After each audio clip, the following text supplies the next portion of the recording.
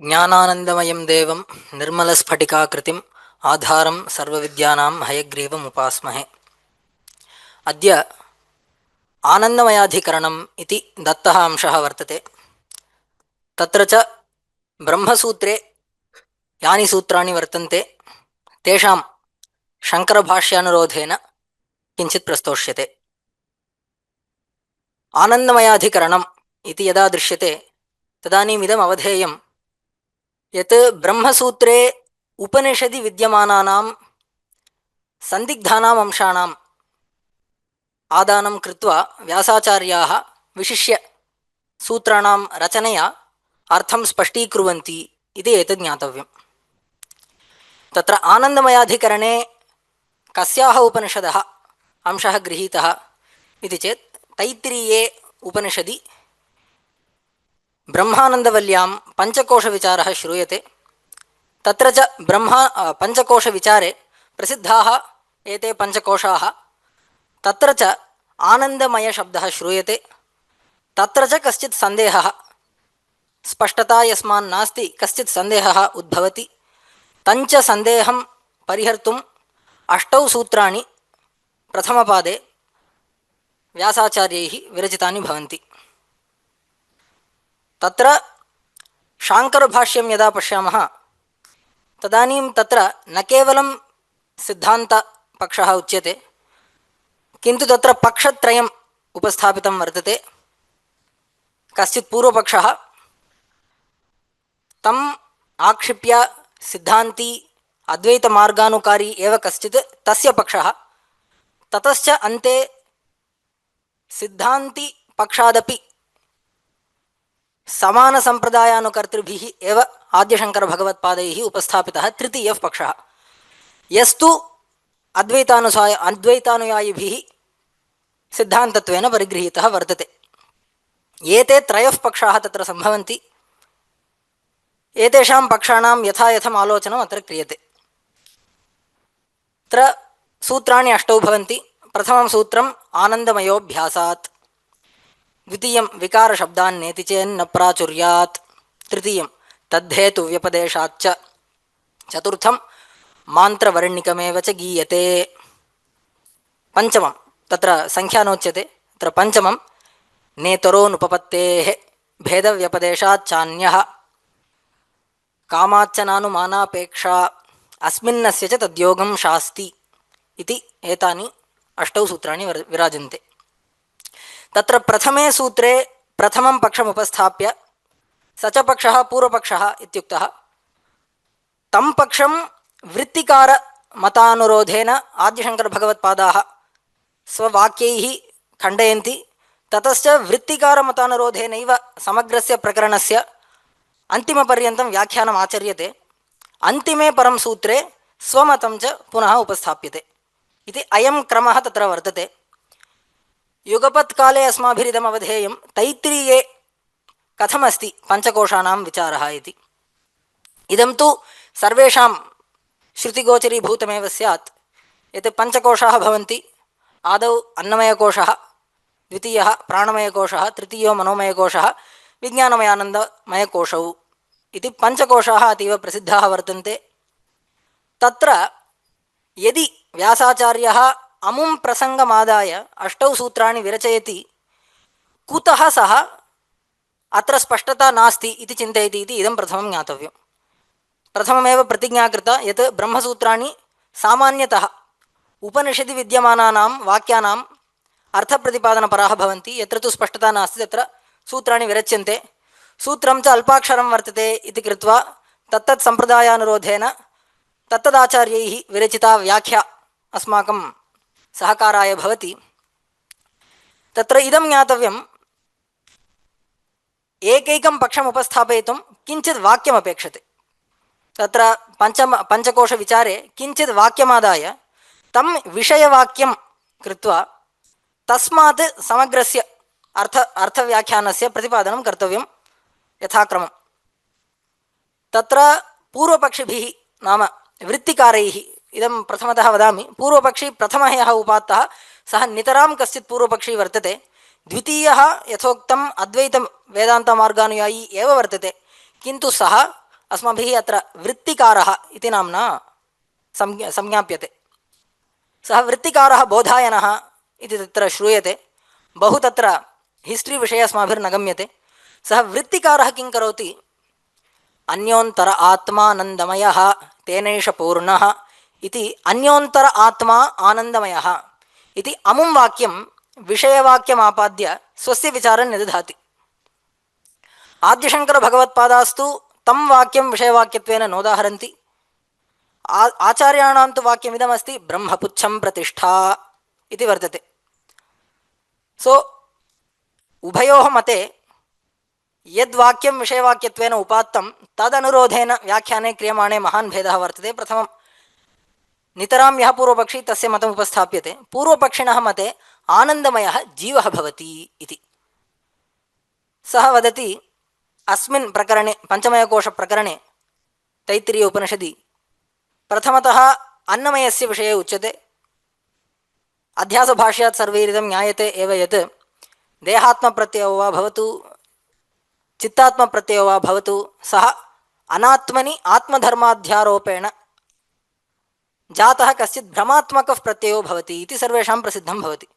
तस्मात् अन्नमयकोशः यः आत्मत्वेन अस्माभिर्गृहीतः अहं मनुष्यः इत्यादि प्रत्ययैः यद् ज्ञायते अहम् इदं शरीरमहम् इति अयं प्रत्ययः यः वर्तते सः वस्तुतस्तु मुख्यमात्मानं न गृह्णाति, अमुख्यमेव आत्मानं गृह्णाति। तद्वदेव यः प्राणे आत्मभावम् आपादयति तस्यापि समानं भवति। यो वा मनसि आत्मभावम् आपादयति तस्यापि अमुख्यात्मप्रत्ययः वर्तते इत्येव वक्तव्यं। तद्वत् अमुख्यात्मनां प्रवाहे यस्मात् श्रुतिः आनन्दमयस्य व्याख्यानं करोति तस्मादिदं वक्तव्यम् अमुख्यात्मप्रवाहपतितत्वात् आनन्दमयः परमात्मा भवितुं नार्हति। शुद्धं यद्ब्रह्म तद्भवितुं नार्हति, परन्तु जीव एव भवति इति प्रथमतः इयं युक्तिः तेषां वर्तते। तथा च इदं सर्वेषां प्रसिद्धमस्ति। अद्वैतवेदान्ते ब्रह्म निर्गुणं निराकारं वर्तते। तस्मात् यदि आनन्दमये अवयववैशिष्ट्यं प्रतिपादितं स्यात् तत् कथं ब्रह्मणि संयुज्येत? नैव संयुज्यते।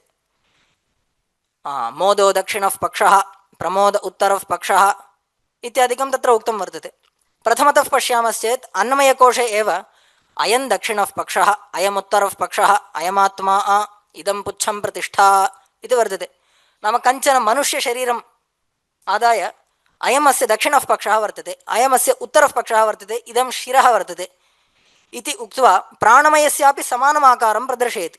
प्राणमयः यः आत्मा सोऽपि पुरुषाकृत्या वर्तते, पुरुषविधः इति तत्र शब्दः श्रूयते। यस्मात् समानाकारेण प्राणमयकोशः अमुख्यः अपरः आत्मा वर्तते, समानाकारेण प्राणमयेन अन्नमयः पूर्णः वर्तते इत्यपि तत्र उच्यते। तेनैष पूर्णः स वा एष पुरुषविध एव, सोऽपि पुरुषविधः एव वर्तते।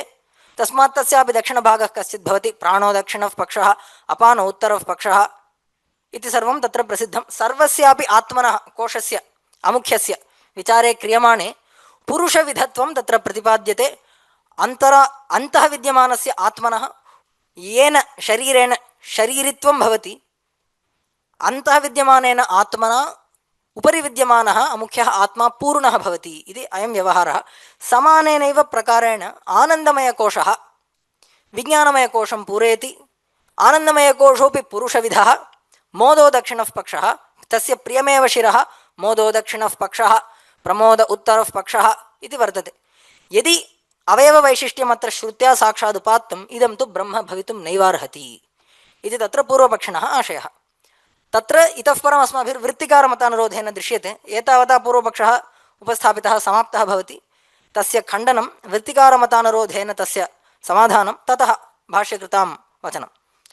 वृत्तिकारः किं करोति? सः वदति न आनन्दमयोऽभ्यासात् इति एतन्मनस्याधाय जीवः इति उच्येत, किन्तु जीवः नास्ति इति अमुमंशम् अन्योन्तर आत्मानन्दमयः इत्यतः निष्कृष्य व्यासाचार्यः तत्र प्रतिष्ठापयति। तमेव अर्थं वयं वदामः इति एतन्मनसि निधायते। किं वदन्ति? अमुख्यात्मप्रवाहपतितत्वेपि, अमुख्यानाम् आत्मनां प्रवाहे व्याख्यानप्रवाहे पतितत्वेपि सर्वान्तरः यस्मात् आनन्दमयः निर्दिष्टः तस्मात् सः ब्रह्मैव भवितुमर्हति इति प्रथमा युक्तिः। ततश्च सर्वान्तरत्वेपि यदि अवयववैशिष्ट्यं वर्तते तस्य समाधानं किम् इति मनसि उपतिष्ठते। तत्र उच्यते केवलम् अतीतानन्तरोपाधिजनिता सा न तु स्वाभाविकी इति तत्र आचार्याणां वाक्यं। तस्य अयमर्थो भवति पश्यन्तु प्रथमतः एकैकस्य कोशस्य व्याख्यानाय काचित् रीतिः आश्रिता वर्तते, समाना रीतिः सर्वेषां कोशानां व्याख्याने भवतु इति एतन्मनसि कृत्य आनन्दमयकोशस्यापि किञ्चित् शिरः वर्तते, दक्षिणः पक्षः वर्तते इति रीत्या पुरुषविधत्वं कल्पितं, तेन अवयववैशिष्ट्यं वर्तते, न तु तत्र आनन्दमयस्य वस्तुतस्तु अवयववैशिष्ट्यं विवक्षितम् इति एतदात्मना ते तत्र समाधानं ददति। तदर्थम् आनन्दमयोऽभ्यासात् आनन्दमयः इति आनन्दमयं प्रकृत्य आनन्दमयं स्वीकृत्य तस्य मनसि तं मनस्याधाय बहुत्र आनन्दशब्दः श्रूयते। आनन्दं ब्रह्मणो विद्वान् न बिभेति कुतश्चनेति इत्यात्मना आनन्दशब्दस्य बहुकृत्वः अभ्यस्यमानत्वात् बहुवारम् उच्चार्यमाणत्वात् आनन्दमयः ब्रह्म भवितुमर्हति इति जातं। ततश्च द्वितीयः प्रश्नः आनन्दमयः इत्यत्र तत्र मयट् प्रत्ययः श्रूयते। सः मयट् प्रत्ययः सामान्यतः कस्मिन् अर्थे लोके दृश्यते इति पृष्ट्वा कश्चित् वक्तुमर्हति विकारार्थे मयट् प्रत्ययो दृश्यते। पाणिनीयं सूत्रं पश्यामश्चेत् मयड्वैतयोर्भाषायाम् अभक्ष्याच्छादनयोः इति तत्र तद्धितप्रकरणे तस्य विकारः इति अधिकारे इदं सूत्रं वर्तते। तेन च मयट् प्रत्ययः विधीयते, विकारार्थे सः मयट् प्रत्ययः विधीयते। आनन्दमयः इति यदि शब्दः स्यात् आनन्दविकारः इति अर्थः स्यात्। ब्रह्म तु अविक्रियमाणं खलु, कथम् आनन्दविकारत्वेन ब्रह्मणः संज्ञापनं युज्यते इति प्रश्नः। तत्र समाधानं व्यासाचार्यैः क्रियते। अत्र प्राचुर्यार्थे मयट् प्रत्ययो विहितः। प्राचुर्यं नाम यत्किञ्चित् वस्तु बहु वर्तते इति यदि ज्ञातं तत् प्रकृतम् इत्युच्यते। तत्र सूत्रं वर्तते तत्प्रकृतवचने मयट्। तत्प्रकृतवचने कस्यचित् पदार्थस्य वैपुल्येन ज्ञातस्य वचने प्रतिपादने क्रियमाणे तत्र मयट् प्रत्ययो भवति। अन्नमयः इति कश्चित् शब्दः स्वीक्रियताम्। तत्र किं क्रियते? अन्न इति शब्दात् प्राचुर्यार्थकात् अन्न इति शब्दात् स्वार्थे तत्र मयट् प्रत्ययः विधीयते। तत्र बहु न गम्यते कस्मिन् अर्थे, कुतः स्वार्थे इत्युच्यते, विकारार्थे इति खलु उक्तम्, अथवा प्राचुर्यार्थे अत्र उच्यते, किमर्थं स्वार्थे इति बहु विचारः अत्र न क्रियते। सामान्यः अर्थः अयं भवति, अन्नशब्दात् मयट् प्रत्ययः विधीयते, अन्नमयशब्दस्य च अन्नबाहुल्यम् अर्थः। तत्र किमस्ति, अस्यैव तत्प्रकृतवचने मयट् इति सूत्रे वचनशब्दः यः वर्तते सः द्विधा व्युत्पद्यते। अधिकरणसाधनां व्युत्पत्तिमादाय अन्नमयशब्दस्य अमुमर्थमपि वयं प्रकल्पयितुं शक्नुमः। कमर्थमिति चेत् अन्नमयो यज्ञः इति कञ्चन प्रयोगं स्वीकुर्वन्तु। यज्ञः अन्नमयः अस्ति इत्युच्यते। नाम कोऽर्थः? अन्नस्य वैपुल्यं यज्ञे दृश्यते इत्यर्थः। कश्चित् भक्तिमयः वर्तते इति यदि वयं वदामः तस्मिन् विपुला भक्तिर्वर्तते इति यथा अर्थः, तद्वदत्रापि तां व्युत्पत्तिमादाय अस्माभिः निरूपणीयं मयट् प्रत्ययः प्राचुर्यार्थे विधीयमानः ब्रह्मणि युज्यते। कुतः? ब्रह्मणि आनन्दस्य प्राचुर्यात्। तच्च उच्यते तत्र अन्ते एव गत्वा मनुष्य ते ये शतं मानुष आनन्दाः स एको मनुष्यगन्धर्वाणामानन्दः इति क्रमेण ब्रह्मानन्दस्य वैपुल्यं तु सुतरां तत्र उपनिषदा साक्षात् प्रतिष्ठाप्यते। तस्मात् तत्र वैपुल्यार्थे अस्माभिर्विधीयते।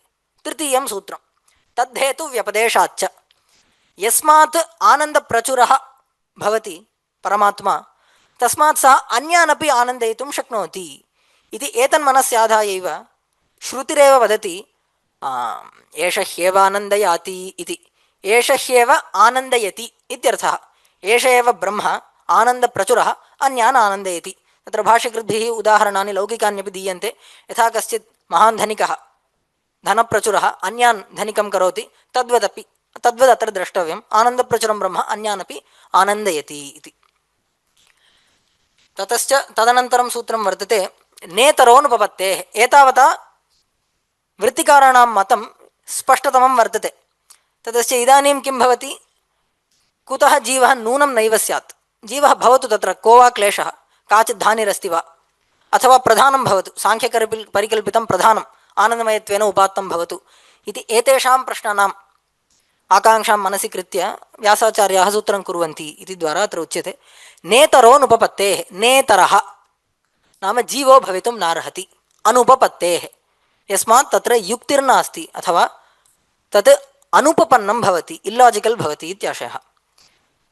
कः दोषः इति चेत् तत्र श्रूयते आनन्दमयः यः अत्र श्रुतौ उपात्तः वर्तते तम् आनन्दमयमेव स्वीकृत्य सोकामयत बहुस्यां प्रजा येति इत्युक्तं यतो वा इमानि भूतानि जायन्ते ये न जातानि जीवन्ति इत्यपि उक्तं।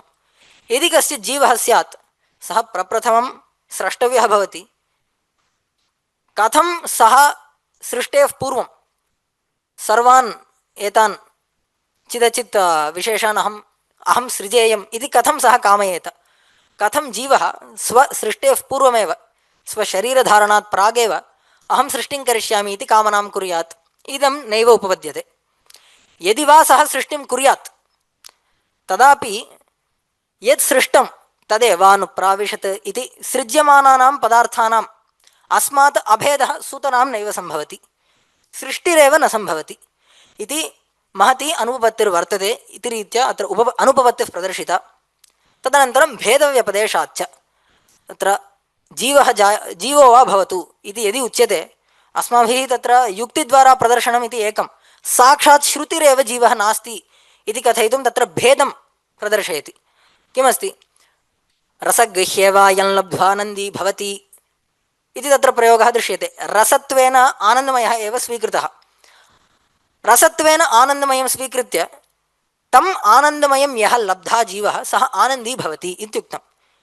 यदि आनन्दमयः जीवः स्यात् स्वमेव स्वं कथं सः लभेत तद् नैव सङ्गच्छते इति कृत्वा लब्धृलब्धव्यभावः तत्र प्रदर्शितः साक्षात् श्रुत्यैव प्रदर्शितः इति तत्र भेदः प्रदर्शितः इति भेदव्यपदेशात् नेतरः नाम जीवो भवितुं नार्हति। प्रधानं भवतु साङ्ख्यपरिकल्पितं प्रधानं भवतु तदेव आनन्दमयत्वेन स्वीक्रियताम् इति चेत् तदपि न भवति। कुतः ह्यः अपि जातं ये तत्र अन्तर्यामिब्राह्मणात् व्याख्यानमकार्षुः तैश्च उक्तं समाना रीतिः भवति जडत्वेन अस्य सङ्कल्पयितृत्वं न सम्भवति यस्मात् अचेतनं वस्तु वर्तते प्रधानं तस्मात् तत् चिन्तयितुं सङ्कल्पयितुं न प्रभवति। कामात् च सो कामयत इति कामना तत्र प्रतिपाद्यते श्रुत्या तच्च अचेतने कथं सम्भवति इति कामाच्च न अनुमानापेक्षा प्रधानं स्वीकर्तुं न शक्यते। तत्र इदं किञ्चित् स्वरसः अयं कञ्चित् स्वरसः विषयः वर्तते किमर्थम् आनुमानिकमिति तत्र उच्यते इति। तत्र प्रधानम् अनुमितं वर्तते साङ्ख्यैः तादृशम् अनुमितिसिद्धम् इदं प्रधानम् आनन्दमयो भवितुं नार्हति इति तत्र प्रतिपादितं। किम् अनुमानमिति चेत् उच्यते तत्र काचित् व्याप्तिः प्रदर्श्यते लाजिक् प्रदर्श्यते यद्यत् यदात्मना अन्वितं तत् तत्तदात्मकपूर्वकम् इति तत्र प्रदर्श्यते। उदाहरणं दर्श्यते चेत् स्पष्टीभवति। मृत् उपयुज्य यदि वयं घटं शरावं भिन्नविधानि पात्राणि निर्मापयामः सर्वेषामपि तेषां कार्यभूतानां वस्तूनां मृत्वेन साम्यं किञ्चित् वर्तते साम्यता काचित् दृश्यते समानाः मृत्वेन ते सर्वेपि तस्मादुच्यते मृत्वेन ते सर्वे अन्विताः वर्तन्ते भिन्नत्वेन प्रतीयमानाः अपि मृत्वेन अन्विताः वर्तन्ते तस्मात् मृत्पूर्वकाः ते भवन्ति। ये पदार्थाः यदात्मना अन्विताः ते तदात्मकपूर्वकाः नाम मृत्पूर्वकाः भवन्ति। इदं च जगत् सुखमोह दुःख रूपेण अन्वितं वर्तते। सकलस्यापि वस्तुनः यदि वा सुखत्वं वर्तुं शक्यते इदं सुखं वस्तु सुखदायकं वस्तु दुःखदायकं वस्तु मोहदायकं वस्तु इति सर्वस्यापि जगतः सुखदुःखमोहात्मना अन्वयः समानता प्रदर्शयितुं शक्यते। तस्मात् इमे सर्वेपि प्रपञ्चगताः वस्तुनः सर्वाण्यपि प्रपञ्चगतानि वस्तूनि सुखदुःखमोहात्मकपूर्वकाणि भवन्ति इत्युच्यते। सुखदुःखमोहात्मकपूर्वकाणि इति यदा उच्यते सुखदुःखमोहाश्च सत्वरजस्तमोगुणपूर्वकाः भवन्ति इति लोके ज्ञातं। सत्वरजस्तमोगुणात्मिका च प्रकृतिः इति तत्र प्रकृतिः सिद्ध्यति। यस्मात् सर्वाणि वस्तूनि सुखदुःखमोहात्मना अन्वितानि सुखदुःखमोहात्मकपूर्वकानि भवेयुः। सुखदुःखमोहाश्च सत्वरजस्तमोगुणपूर्वकाः सन्ति। सत्वरजस्तमोगुणः च प्रकृतिरेव। तत् कथं ज्ञायते इति चेत् अजामेकान् लोहितशुक्लकृष्णां बह्वीं प्रजां जनयन्ति गुंसरूपाम् इति श्रुतिरेव वर्तते।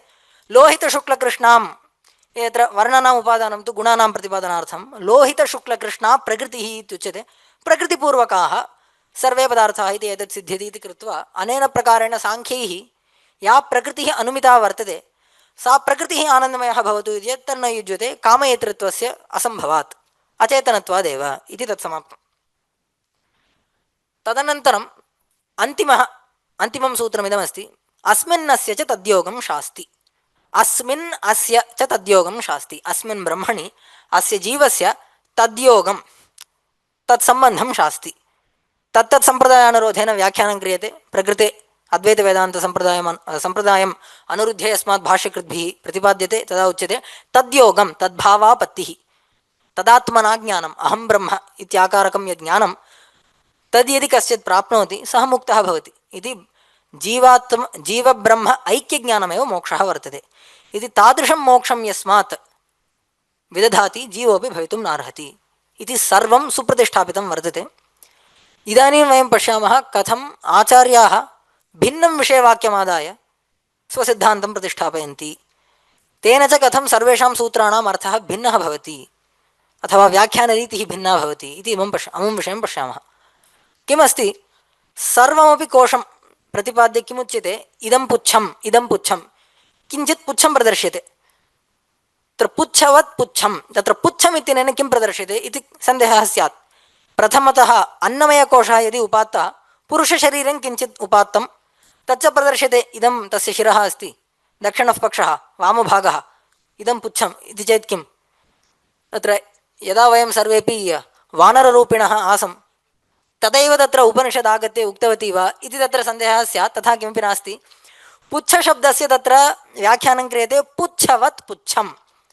पुच्छवत् पुच्छं नाम पुच्छ साम्यं स्वीकृत्य पुच्छसमानतां स्वीकृत्य पुच्छशब्दप्रयोगः कृतः। पुच्छसमानता कुत्र वर्तते किं वा शरीरे प्रदर्शयितुं शक्यते इति चेत् अधोभागः प्रदर्श्यते। नाम यद् आदाय वयं प्रतिष्ठावन्तः भवामः यदादाय तिष्ठामः तत्र दृढतां सम्पादयामः अधोभागमादाय कुर्मः। कटिभागात् अधोभागः पादभागः यः वर्तते तं भागमेव पुच्छरीत्या वदन्ति। एकैकस्य आत्मनः पुरुषविधता यस्मादस्ति एकैकस्य आत्मनः शिरः दक्षिणभागः उत्तरभागः प्रतिष्ठाभागः प्रदर्शनीयः पुच्छभागः प्रदर्शनीयः।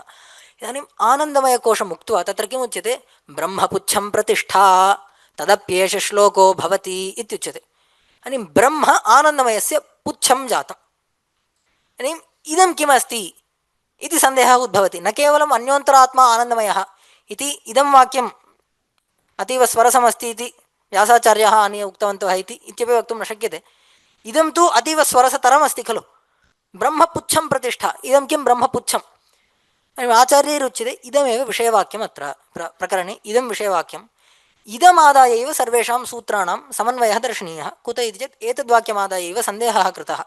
आदौ कः सन्देहः कृतः अन्योन्तर आत्मा आनन्दमयः इत्यत्र अयम् आनन्दमयः जीवः वा ब्रह्म वा इति सन्देहः। किन्तु तद्वाक्यं विषयवाक्यमेव नास्ति। इदानीं ब्रह्मपुच्छं प्रतिष्ठा इति विषयवाक्यमादाय उच्यते। ब्रह्मपुच्छं प्रतिष्ठा इत्यत्र कः सन्देहः भवति इति चेत् पुच्छशब्दः कः अस्ति अवयववाचकः वर्तते अधोभागवाचकः वर्तते अथवा पुच्छवाचको वा वर्तते। यद्वा स्वीकृतम् अवयववाचित्वं तु अव्याहतमस्ति। अवयवशब्दं स्वीकृत्य ब्रह्मणः उपपादनं कुतः कृतं तच्च अत्र प्रसङ्गे आनन्दमय अधिकरणे कुतः कृतम् आनन्दमयकोशस्य विचारे कुतः कृतम् इति अयं सन्देहः वर्तते। तद्वारा सर्वेषां सूत्राणां व्याख्यानं कृत्वा सन्देहस्य परावृत्तिः दर्शनीया अथवा परिहारः कर्तव्यः।